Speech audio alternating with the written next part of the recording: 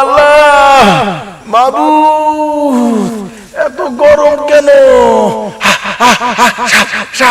বিচ্ছু, আল্লাহ আল্লাহ, এত কবরে আমার আযাব হচ্ছে কেন? আমি আমি কি করেছি মাবুদ? এই পাপিষ্ঠ আত্মা, তুমি বুঝতে পারতেছো না তোমার কবরে কেন এত আযাব দেয়া হচ্ছে, আর তুমি পৃথিবীতে কি করে মৃত্যুবরণ করেছো? তাহলে এক নজরে তাকিয়ে দেখো তুমি পৃথিবীতে কি করেছো।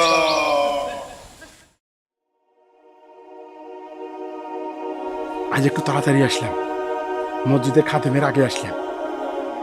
আজকে মসজিদের দান বাক্সের টাকা চুরি করতে হবে।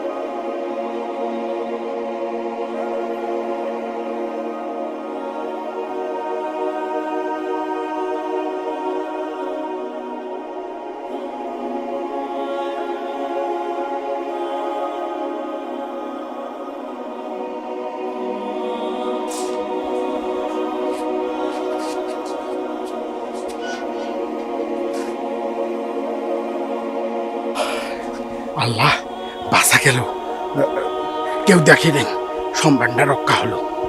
যাই, একটু সভাপতি সাহেবকে ফোন করে একটু সিস্টেম করি।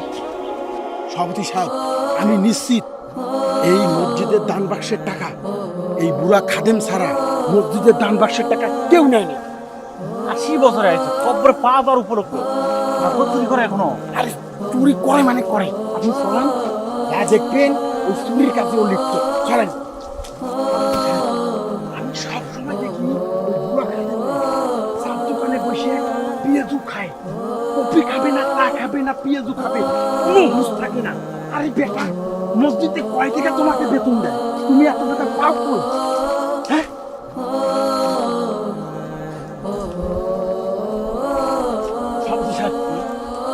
আপনি আপনি এখানে ব্যাটারে আমি দেখতেছি।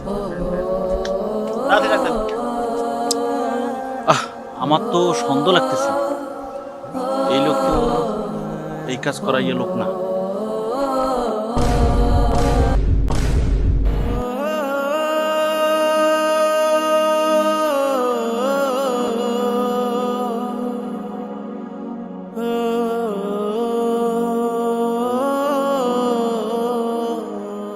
দেখেন সভাপতি সাহেব, বলছিলাম না যে এই খাদেম ছাড়া মসজিদের টাকা চুরি করা কোনো ব্যক্তি নাই। এই দেখেন, এই দেখেন টাকা, টাকা তো অনেক খরচ করে ফেলছে। তারপর আমি 700 টাকা আমার কাছে পাইলাম।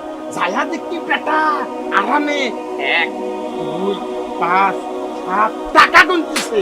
এই নেন টাকা। বলছিলাম না এই বাটা টাকা চুরি করছে। খাদেম সাহেব, ওঠেন ওঠেন, আপনি ওঠেন, দেখতেছি, ওঠেন।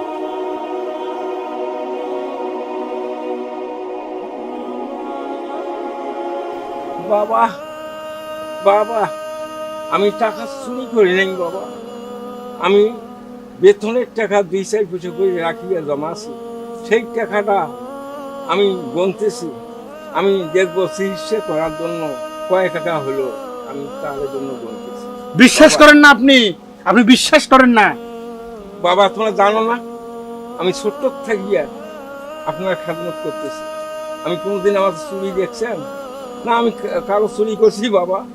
বাবা আমাকে বাবা ভুল বোঝো না বাবা, ভুল বোঝো। আপনি বিশ্বাস করেন না, আর তাকে আমি হাতে নাতে ঘরে টাকা গুনতে দেখছি। আর চুপ করেন তো আপনি, এখানে আছি, বিষয়টা দেখি আগে। আল্লাহ, এ যাত্রায় আমাকে রক্ষা করো আল্লাহ, আমাদের রক্ষা করো। আচ্ছা খাদেম সাহেব, আপনি কি মসজিদে গিয়ে কোনো কিছু সমস্যা দেখেছিলেন? আরে আপনি এত কিছু জিজ্ঞেস করতেছেন কেন? আপনি এর হাতে দড়ি লাগান, সে মসজিদের টাকা চুরি করে। আর পুলিশ ডাকেন, সে তো কলঙ্ক, মুসলমান নামের কলঙ্ক। বাবা, আমি যখন ফজরে আজান দিতে গেলাম, যা দেখি মসজিদের তালা ভাঙা, তারপর দেখি ভিতরে ঢুকি দেখি দান বাক্সের তালা ভাঙা। আমি চিন্তা করলাম আজানটা দিয়ে নামাজটা পড়িয়ে আপনার কাছে যাব। যাওয়ার পর দেখি আপনার পাইলাম না। এদের ভিতরে সমস্যা এই দাঁড়ে গেল, আমি আপনাকে বলতে পারি না। বাবা দেখো বাবা, আমি আর কত বলবো, আমি অনুরোধ করতেছি বাবা, আমি চুরি করি নাই, করি না। এই শয়তানের বাচ্চা, এই শয়তানের বাচ্চা, আপনি কি করতেছেন, কি করতেছেন? মুরব্বী লোকের সাথে আপনি কি করতেছেন? হ্যাঁ, কি যে মুরব্বি? হ্যাঁ, আপনি একজন চোর আবার মুরব্বি? ইমাম ভাই, আপনি খাদেমের গায়ে হাত দিচ্ছেন। হ্যাঁ, চোর, চোর আবার ফির আবার খাদেম। দাঁড়ান, ফয়সালা একটা হবে। তো ঠিক আছে, আপনি মনে কিছু নেবেন না। আর চুরি এনি করছে কি না, কে করছে না করছে, এটা তো আমরা দেখিও নাই, একমাত্র আল্লাহ পাক জানে। আল্লাহ পাক দেখছে স্বয়ং, তা আমরা এবার দোষারোপ করবো কেন? হ্যাঁ, তা ঠিক আছে, আপনি মনে কিছু নেন না, আপনি থাকেন, আল্লাহ পাক বিচার করবে। চলেন।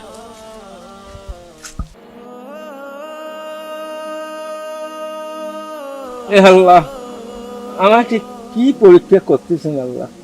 এই বয়সে জীবনে যা করলাম না, আমাকে চোর বানালো। এ আল্লাহ, এরা বিচার তুমি করিও। এ আল্লাহ, এ আল্লাহ, আমার এই সাজা দিলে আল্লাহ, আমার এই যে করলো। এ আল্লাহ, এই টাকা মসজিদের যে চুরি করেছে, এ আল্লাহ তার সাজা দিও আল্লাহ, সাজা। এ আল্লাহ, তুমি এর বিচার অচিরেই করো খোদা, অচিরেই করো।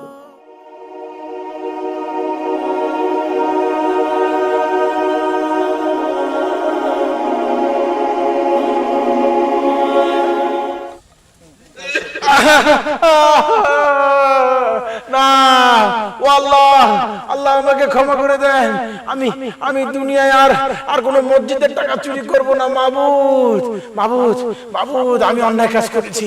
একজন নিরপরাধ মানুষকে আল্লাহ মসজিদের টাকা চুরি করে এ চোর সাব্যস্ত করেছি।